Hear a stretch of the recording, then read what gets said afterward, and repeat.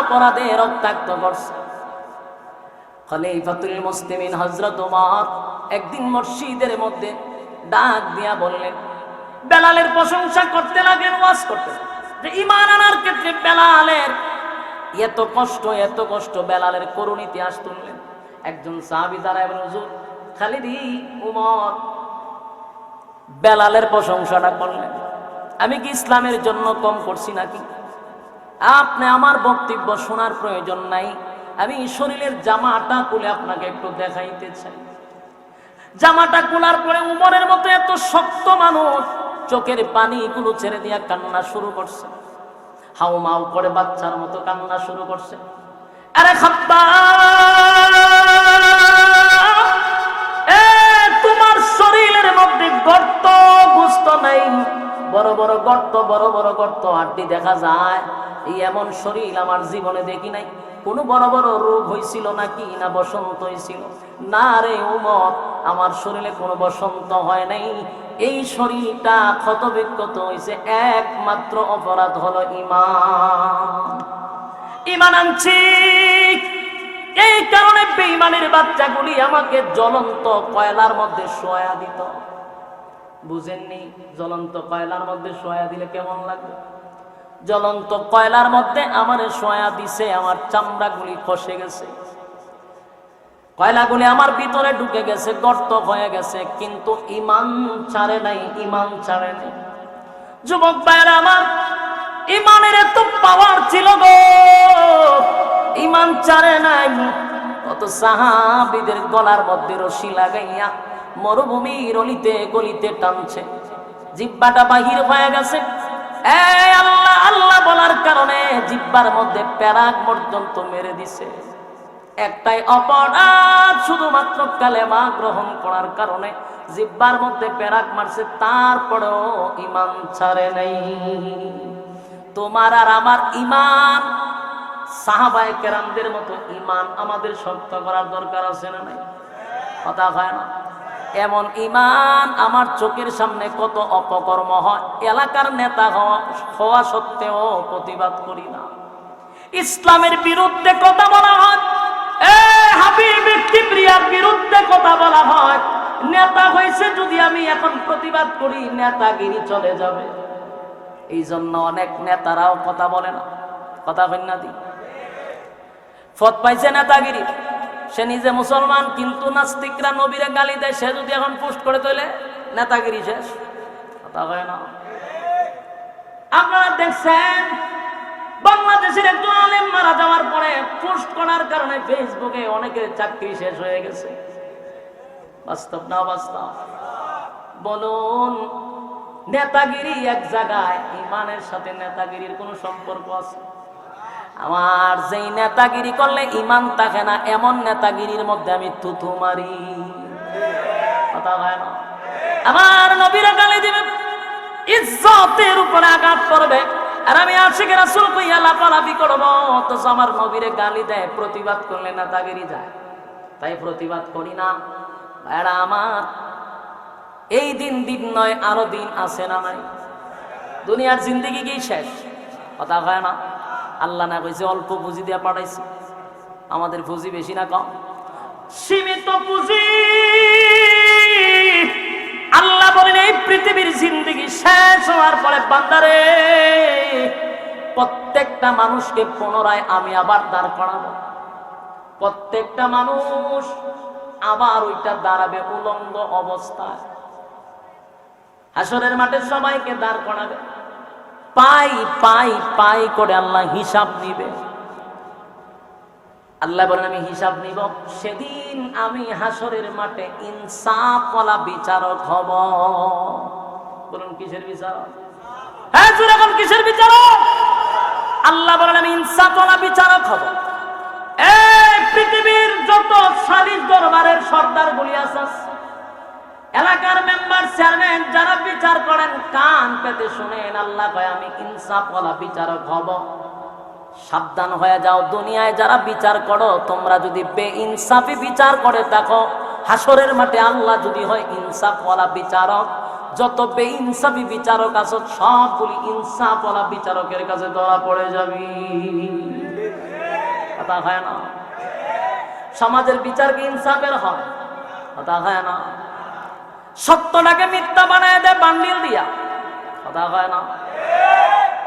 নিরহ মানুষের পক্ষে যায় না, সবল মানুষের পক্ষে যায়। বিচার ঘোরায়া দেয়। আল্লাহ কয় বেইনসাফি বিচার করছস, হাসরের মাঠে আমি আল্লাহ হব ইনসাফওয়ালা বিচারক, ছাড়ব না কিন্তু বাতিজা। যুবক ভাইরা আমার, বিচার যারা করেন সাবধান হয়ে যান। আল্লাহ বলেন পাই পাই করে হিসাব নিব, বাঁচার কোনো সুযোগ নাই, বাঁচার কোনো সুযোগ নাই। হাসরের মাঠে আল্লাহ বলবেন আমি যখন বিচার করব বান্দারে, মানুষগুলি বিচারের জন্য যখন মাঠে দাঁড়াবে অস্তিত্ব থাকবে না, সেদিন মানুষগুলি এমন অবস্থা হবে খালি একটা কথা বলবে ইয়া রাব্বি নাফসি। আল্লাহ আমার কি উপায় হবে? সুপারিশ করার মতো কেউ থাকবে না।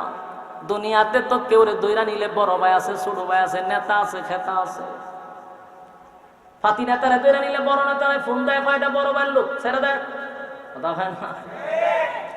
বড় নেতায় ফোন দিছে, ফাতি নেতা ছুটে আসে।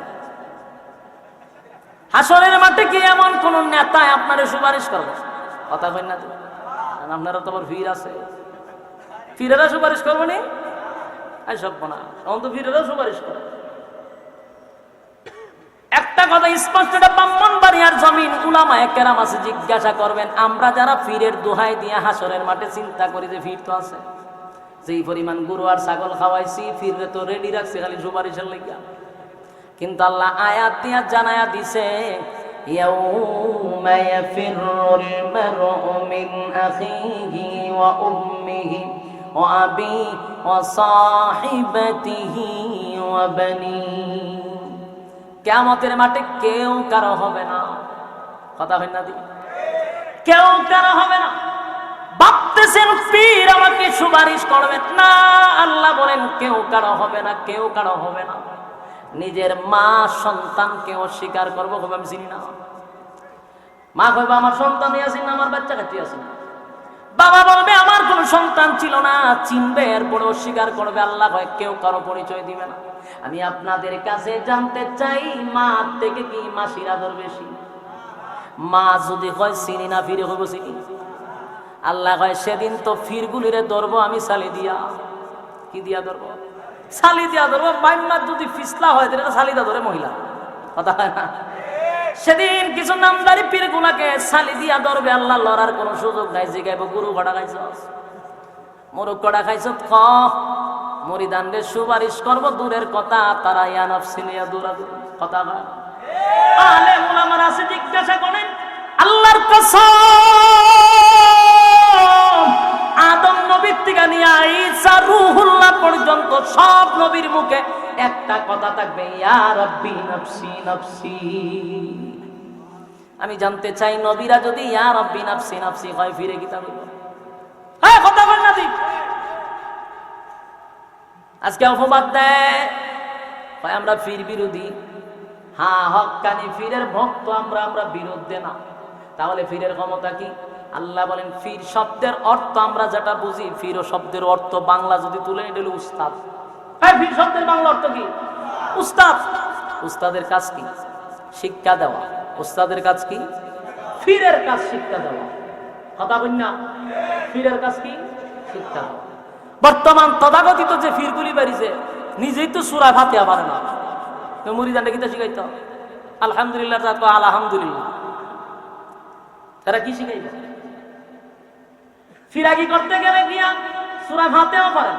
অথচ ফির যদি বাংলা অর্থ তুলে নিলে উস্তাদ, উস্তাদের কাজ হলো শিক্ষা দেওয়া।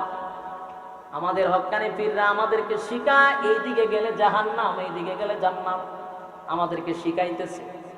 তাই শিক্ষক, পীর মানে হলো শিক্ষক, শিক্ষকের কাজ হলো শিখানো, কথা হয় না। যুবক ভাই, কিয়ামতের মাঠে কেউ কারো হবে না, কেউ কারো হবে না, সাবধান করে দিলাম। প্রত্যেকের আমলের জুরি নিয়ে আল্লাহর দরবারে দাঁড়াইতে হবে। শুধু আমল দিয়েও জান্নাতে যেতে পারবেন না, আল্লাহর দয়া মায়াও লাগবে, যেরকম ঠিক নেই। আমল দিয়াও জান্নাতে যাওয়া যায় না, দয়া মায়া লাগে। এখন প্রশ্ন হলো, হুজুর আমল দিয়া যদি জান্নাতে না যাওয়া যায় গো, তাহলে আমল কেন করব? বলে আমল করার কারণে আল্লাহর দয়া মায়া আসবে। কথা হয় না? যুবক ভাই, আল্লাহ বলেন বাংলা শুন, হাসরের মাঠে কেউ কারো আপন হবে না, কেউ কারো সুপারিশ করবে না। আল্লাহ কয় পাই পাই করে হিসাব লব। একদল যখন বামপন্থীরা বাম দিকে দাঁড়াবে, আল্লাহ দেখে বলবে ফেরেশতারা রে, এই নাফরমান দুনিয়ার জমিনে আমার দেওয়া হায়াত পাইয়া, আমার দেওয়া হায়াত পাইয়া বান্দা হেলায় আর কেলাই শেষ করছে। আলেমরা যখন তার কাছে যাইতো, আসেন না ভাই নামাজে যাই, আসেন না একটু ওয়াজ নসিহত শুনি, হে উত্তর দিত হুজুর আমার সমনা কি নাই। আল্লাহ কয় বান্দা কয় সমনা, অথচ এই বান্দা ঘন্টার পর ঘন্টা বিপিএল এ সময় দিত, আইপিএল এ সময় দিত, এশিয়া কাপে সময় দিত, বিশ্বকাপে সময় দিত। কথা হয় না? ফুটবলে মেসি আর রোনাল্ডোর খেলা দেখে সময় দিত, ফেসবুকে ঘন্টার পর ঘন্টা সময় দিত। সময়ের অভাব ছিল না, অভাব ছিল না, সময় নাই, শুধু আমি আল্লাহর বেলা।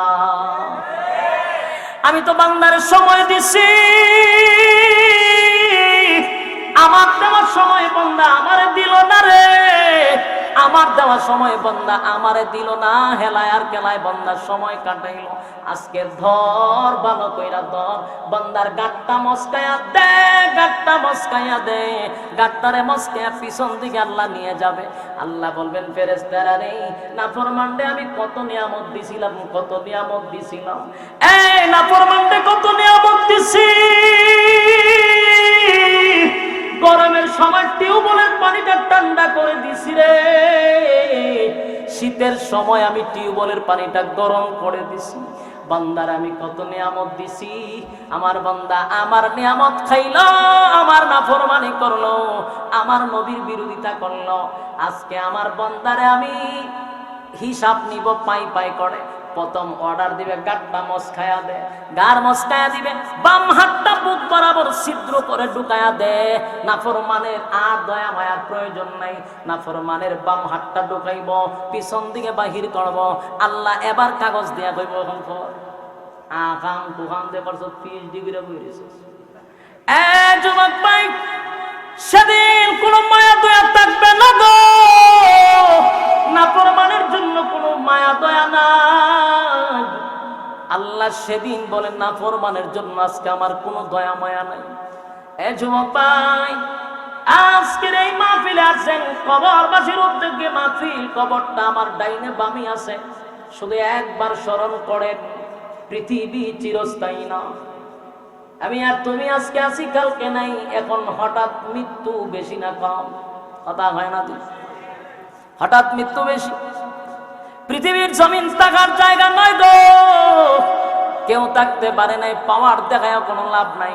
কত পাওয়ারওয়ালা ব্যক্তি শুয়ে আছে, ওই পাওয়ারওয়ালা শক্তিগুলো আজকে হয়তোবা তাদের জবান নাই, কিন্তু তারা হয়তোবা বলে আমি একটা মানুষ ছিলাম, আমার একটা নাম ছিল, সবার মতো আমার দেহে রক্ত পানি ঘাম ছিল। ঠিক, আমি একটা মানুষ ছিলাম, আমার একটা নাম ছিল, সবার মতো আমার দেহে রক্ত পানি ঘাম ছিল। মৃত্যু ছিল তাই সমাজে আমার অনেক দাম ছিল, মৃত্যু ছিল তাই সমাজে আমার অনেক দাম ছিল। আমি একটা মানুষ ছিলাম, আমার একটা নাম ছিল, সবার মতো আমার দেহে রক্ত পানি ঘাম ছিল, সবার মতো আমার দেহে রক্ত পানি ঘাম ছিল। গায়ের জুড়ে ধনের জুড়ে কথা বলেছি, অহংকার বাহাদুরির সাথে চলেছি। বাস্তব না বাস্তব? গায়ের জোর দেখায়নি আমরা? গায়ের জুড়ে ধনের জুড়ে কথা বলেছি, অহংকার বাহাদুরির সাথে চলেছি। নাম ধরে কেউ বলছে না, আজ বলছে মরা লাশ, দাফন হবে জলদি কখন নইলে সর্বনাশ। লাশ মারা যাওয়ার পরে বেশি সময় রাখেনি, কথা বলেন না তো? নাম ধরে কেউ বলছে না, আজ বলছে মরা লাশ, দাফনে হবে জলদি কখন নইলে সর্বনাশ। এ যুবক ভাই, কথাগুলি যদি আপনি মনোযোগ দিয়ে শুনেন তাহলে বুঝতে পারবেন। কবি বলেন, আমি একটা মানুষ ছিলাম, আমারও একটা নাম ছিল, সবার মতো আমার শরীরে রক্ত মাংস ছিল। আজকে নাম ধরে কেউ ডাকে না। খেয়াল করে দেখবেন, কেউ যদি মারা যায় তার নিজের সন্তান তখন আর আব্বা বলে না, কথা হয় না? নিজের সন্তানও বলে লাশ ঘর থেকে বাহির করো, লাশটারে গোসল করাও, লাশটারে খাটিয়াতে তোলো। বাস্তব না বাস্তব?